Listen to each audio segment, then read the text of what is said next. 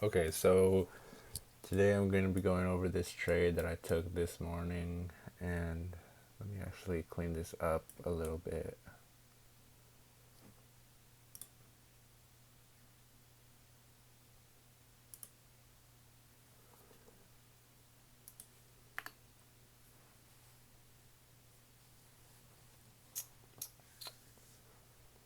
Uh, yeah, I will take this up too. Actually,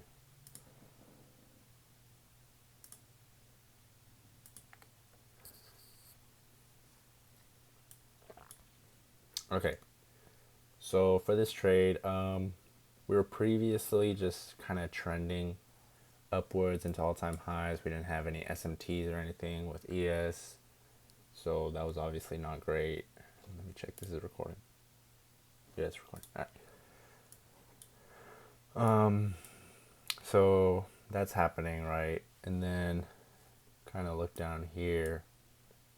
Let me see. We'll start with the 4 hour. But we actually see a CISD right here.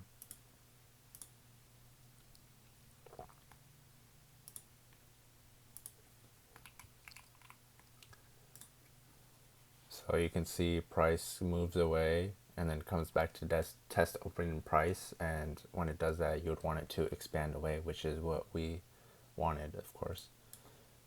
So we have that, and then these two lines are the 1800 and the midnight open. I think this right here. So the CISD is perfectly in line with the 1800 on the 1 hour, and then well on the 4 hour too, because let me check. Yeah, perfectly in line with that. We also have the midnight, which is like what, right here. Yeah, so right below here. See, it lines up with this bottom one, and then this white line would line up with this red one on top. So yeah, just for that, actually we'll use this one.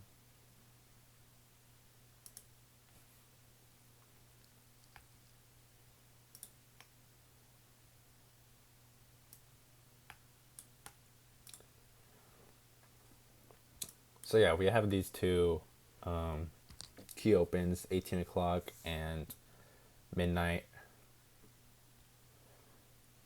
So then that was the 4 hour, 1 hour.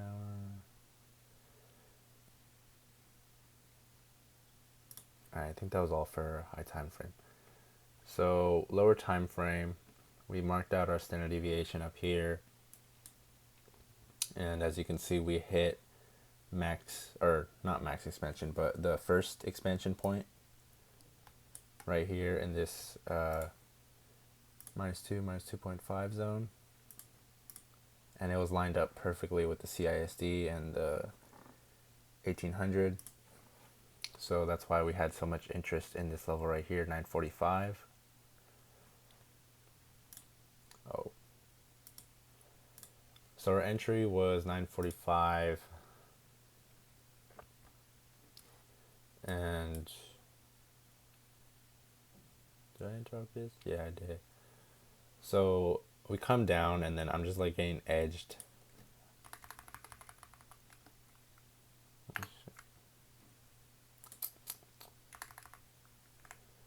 So yeah, we're coming down. I'm waiting for this level to get hit at 945, but I'm getting edged. It's just keeps like coming in by like 1 point, and then running away. Finally get tapped in, and we play out a little bit. We're up like, was it like 400 or 500, but obviously didn't close the position. So yeah, 28 times 20. What is that?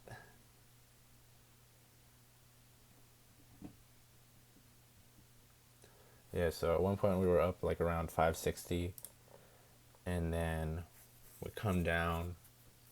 And since we actually had a really good reaction from my entry point, my stop loss was right here, so then I trailed it to right, bro. So with this tool, since it thinks that I entered over there, it thinks that I entered and then immediately got stopped out, but guess I didn't enter until like, what the hell is going on?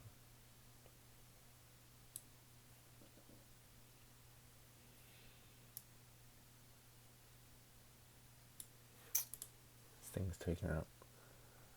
It's still 9:45. Okay, there, perfect.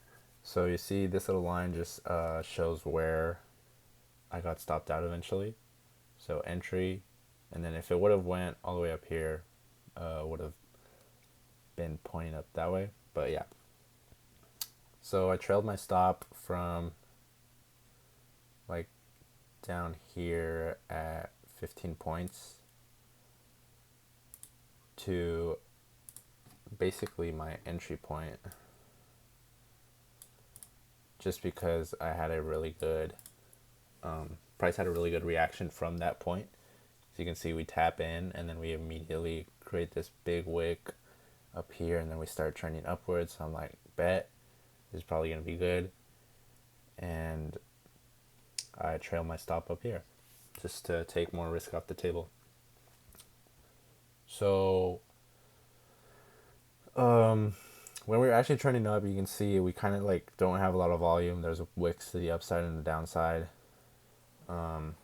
It's kind of just chopping up, and it really does do that for the rest of the time until it kind of comes down to take me out. I know that during this time there was like a video of, or a live recording, not a recording, but just like a live of like JD Vance like visiting troops somewhere. So I don't know. I don't think that had anything to do with it, but I know Trump was talking a little bit later. So yeah, the reason this trade didn't work out was just, it's probability. It's just one of those trades that when you calculate your win rate, if everything goes right, it's just going to be one of those trades that just doesn't work out.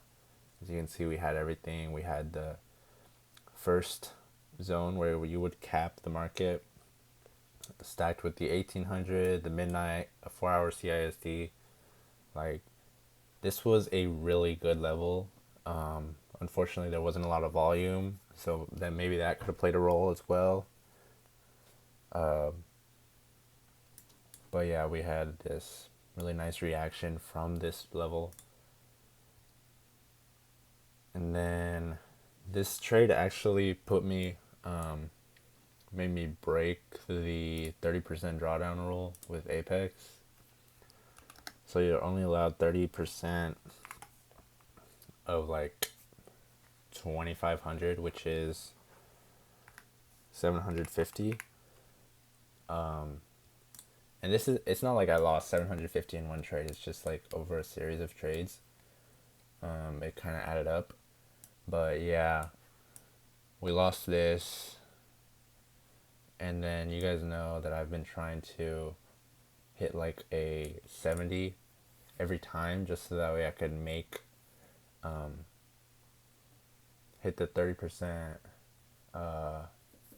I forgot what rule it's called, but there's another 30% rule. It's basically you can't make more than 30% of your profit balance when you take a payout in one day. So I was trying to take a payout at like 4,600, and 30% of that was like 1,300 something. So in order to get 1,300 something, I would have to target 70 points with one contract. So that's why I was targeting a fixed 70 points. And there were some trades where I definitely could have taken like 100 points instead. And what that would do is it would actually give me a larger drawdown. So let's say instead of 2,500, 30% of 2,500, I could have 30% of, I don't even know. Quick math. So 100 points would have been like 2K. So let's just assume I hit 2K on my last 3 trades. I would have been sitting somewhere around 6K. So 30% of that was like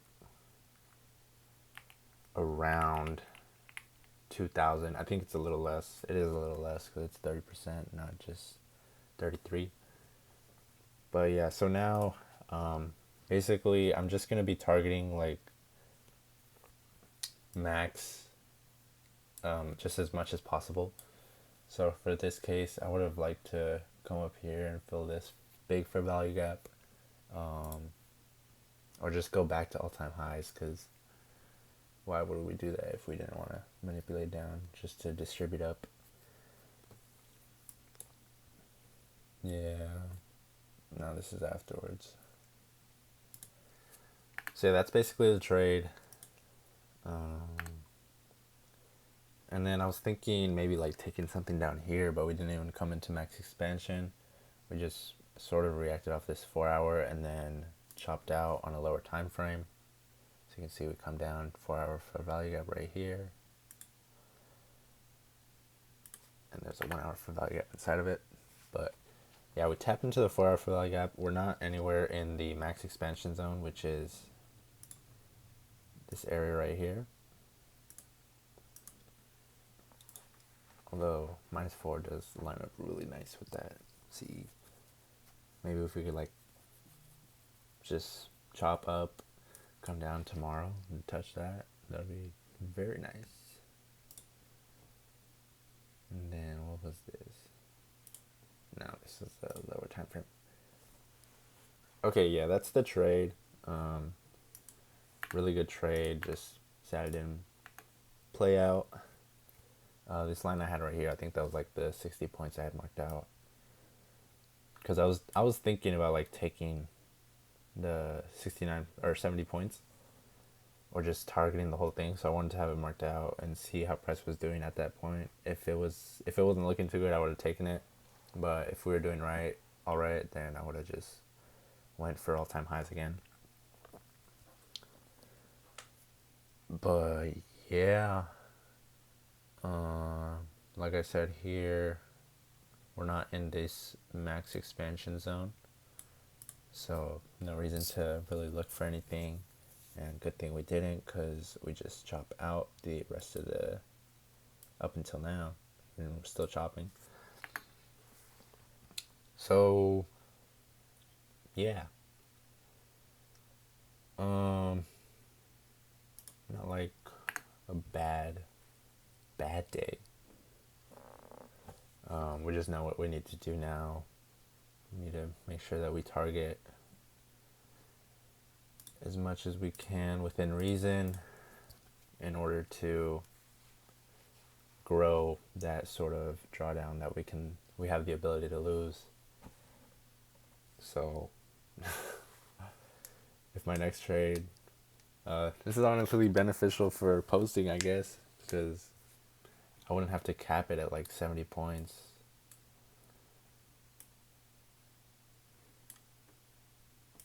I'll just be able to aura farm just like 100 points.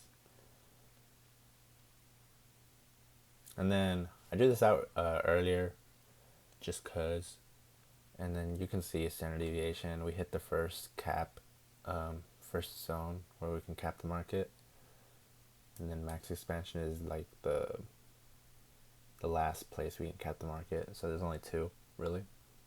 We never take trades inside this -1, -1.5, or up to here. But like once we start like getting close to the two, you can look for something. Over here, I don't really know.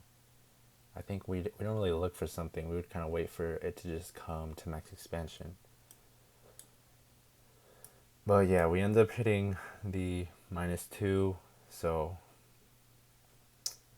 that kind of makes sense. But at the same time, there was no SMTs up here. There was nothing up here. This was all-time highs. If there was an SMT at all-time highs, then that would be enough for you to take a short. Because of all-time highs, the requirements are a little bit different. So yeah, just standard deviation and SMT has worked a lot. As you can see, just standard deviation kind of works right here. But definitely don't take this by itself, you know, pair it with something. PD array. It cannot just be a standard deviation and a PD array. You would like to have an SMT in there as well. But yeah, that about sums it up for this video. How long is this? 15 minutes? My bad.